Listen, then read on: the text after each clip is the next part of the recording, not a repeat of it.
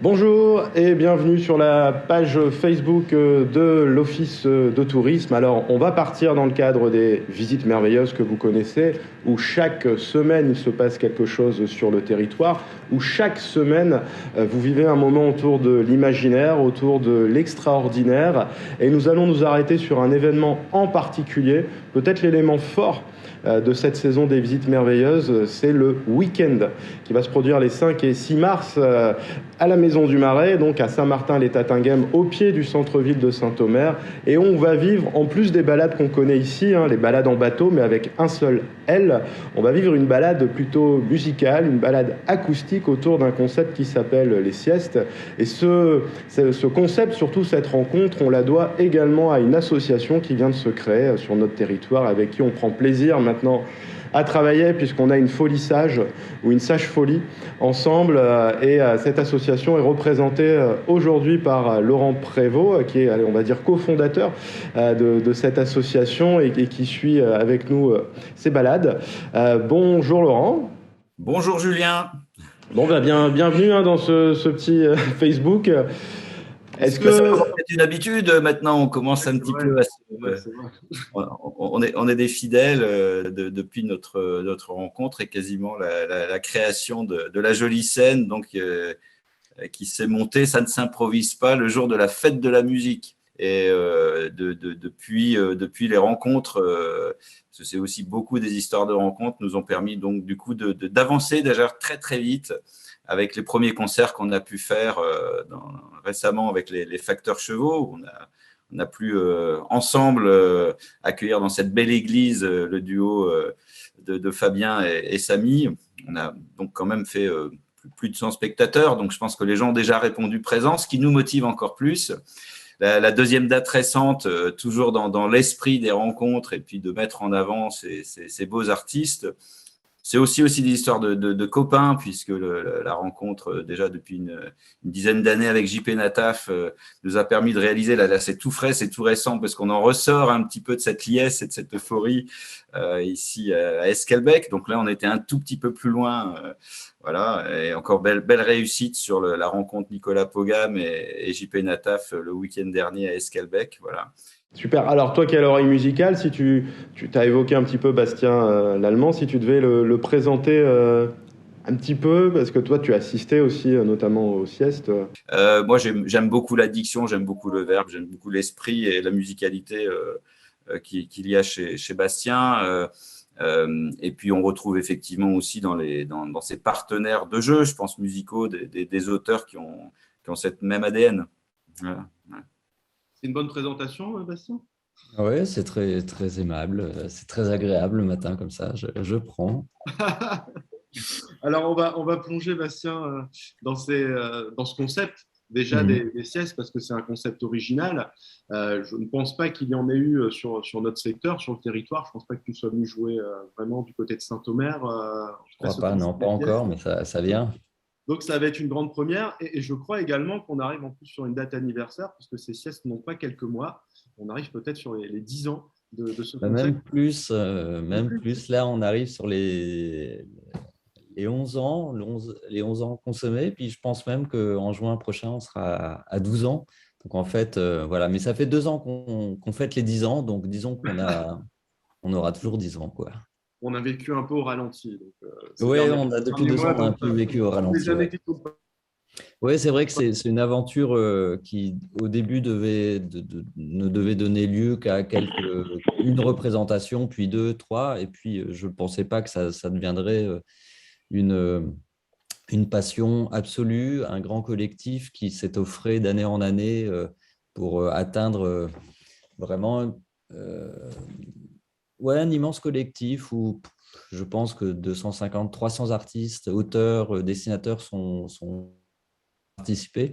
Mais au début, c'était juste l'idée de se réunir et de jouer acoustique comme on jouerait à la maison, devant un public qui n'interviendrait pas, qui ne serait pas public, et nous ne serions pas des gens qui projetterions un show. On jouerait juste comme à la maison, et puis on ouvrirait nos portes à un public qui viendrait tranquillement se reposer. Et cette idée toute bête, qui n'a pas varié depuis le début, c'est avéré très agréable pour le public, puisqu'on n'a jamais eu de réclamation, au contraire. Et puis pour nous, énormément, parce que ça nous a permis de jouer de la musique d'une manière la plus détendue qui soit, sans aucune contrainte technique, mais aussi d'en faire des laboratoires de création pour amener des nouvelles chansons, comme on le ferait, comme on le fait quand on apporte une guitare chez un copain et qu'on dit « Tiens, écoute, je viens de faire ça ». Et donc tout ça, ça nous a montré que ça nous a permis, avec un mode très très simple, de faire évoluer ces siestes acoustiques et qu'elles ne cessent de se renouveler. C'est-à-dire que chaque nouvelle sieste, chaque nouveau dimanche, c'est souvent le dimanche, c'est une nouvelle équipe, c'est des nouveaux artistes, c'est des nouvelles chansons. Et puis, il y a très peu de préparation, on se prépare 2 heures avant, au grand maximum. Et du coup, tout reste toujours très frais, quoi. Il n'y a pas d'arrangement très compliqué, c'est faire de la musique au plus simple. Et puis, cette espèce d'ossature comme ça, bah, ça nous réjouit, ça continue de nous réjouir 12 ans après. Voilà. C'est paradoxal de faire de la musique sans gêner finalement celui qui vient écouter, en prenant soin de lui. Ça demande même un effort à celui qui vient écouter, celui de ne rien faire, de ne pas forcément regarder vers l'artiste comme on a l'habitude dans les concerts aujourd'hui. C'est de se focaliser à la fois sur la musique et sur son propre imaginaire qui va le laisser un petit peu vagabonder.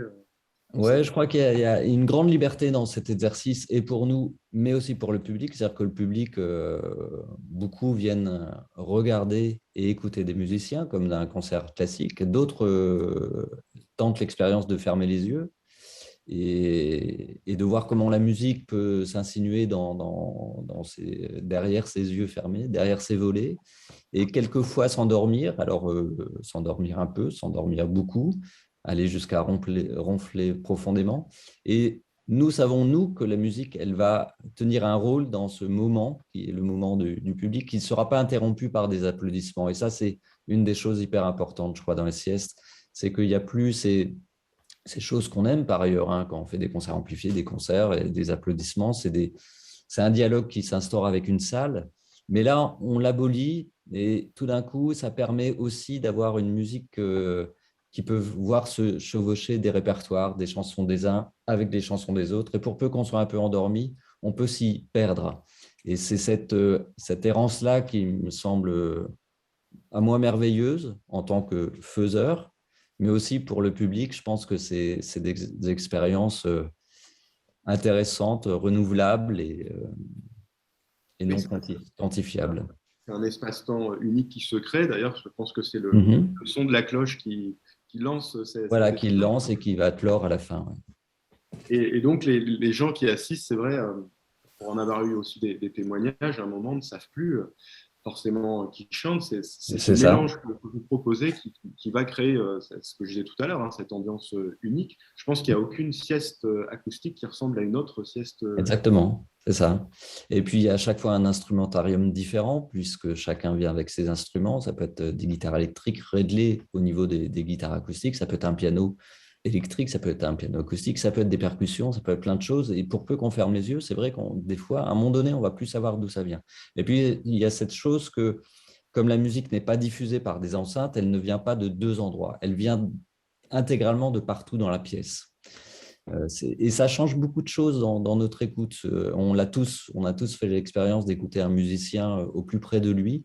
Et on se rend bien compte que malgré la capacité des techniques de restituer de la musique, quand on est à côté, les voix acoustiques, les instruments acoustiques sont infiniment différents et plus riches encore. Donc ça concourt à une expérience qui est quand même très agréable et très douce aussi. Et cette expérience, en plus, alors je ne sais pas si tu as déjà joué devant un sous-marin.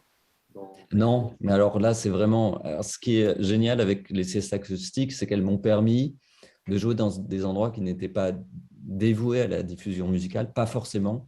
Donc, ça peut être des églises, ça peut être des cloîtres, ça peut être… J'ai joué sous un banya à Tahiti. Dans plein d'endroits, on peut jouer dans plein de lieux. Et sous-marin, je n'avais jamais fait. Et tout de suite, ça me fait rêver. Immédiatement, ça me fait rêver. Oui, bah c'est pas une fausse promesse, ça fait rêver, ouais. C'est bien ce qui va se passer. Pour l'occasion, est-ce que tu peux dévoiler un petit peu qui t'accompagnera autour de ce collectif spécialement créé pour l'occasion? C'est comme souvent des amis très proches. La musique nous a depuis une quinzaine d'années réunis. les siestes nous ont fait devenir très, très proches.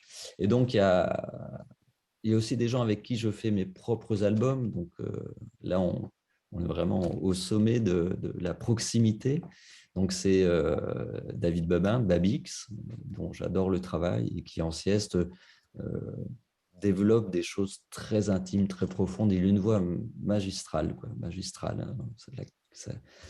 Sa voix est très, très belle en acoustique. JP Nataf, qui est le grand frère qui m'a épaulé depuis des années, avec qui on a une complicité qui se passe de mots absolument. On n'a même plus besoin de se parler. On se parle tout de même, mais la musique, on est sur la même horloge. Sébastien Martel, pareil, avec qui j'enregistre beaucoup d'albums, qui est un être absolument délicieux qu'on a vu beaucoup aux Nuits Secrètes, qui vient beaucoup par là-haut jouer depuis des années et qui est féru de ses expériences originales et qui est aussi un guitariste exceptionnel et original, surprenant. Et puis Messia, qui est une chanteuse d'une délicatesse et d'une élégance rare, et qu'on peut, pour peu qu'on ferme les yeux en écoutant Messia, je pense qu'on voyage énormément. Harmoniquement, les paroles, l'élégance de sa poésie, voilà. C'est un peu le collectif. Ouais. Ouais. Bon, ça donne vraiment envie. Alors, je rappelle, nous sommes sur le week-end du 5 et du 6 mars, donc le samedi et le dimanche. Alors, le samedi, on se retrouve à 20h dans l'auditorium, en version beaucoup plus large. Et la partie plus intimiste, plus immersive, avec notamment le sous-marin, qu'on appelle chez nous le sous-marais, puisqu'on est au bord du marais. On sera donc le lendemain, le dimanche après-midi. Donc, un grand merci à vous deux. Merci, Laurent, également. N'oubliez pas, donc, vous avez le lien pour réserver vos places. Et puis, on se retrouvera toutes et tous, en plus, dans une ambiance un peu plus décontractée, avec ce début d'après Covid, où on pourra aussi déguster, pourquoi pas, une boisson sur place. On pourra être assis, mais aussi debout pour le concert du samedi. Donc, ça y est, la liberté revient un petit peu et elle va s'incarner justement avec ces deux moments qu'on va vivre ensemble. Merci, à très bientôt sur la très bientôt, ouais. de l'Office de tourisme.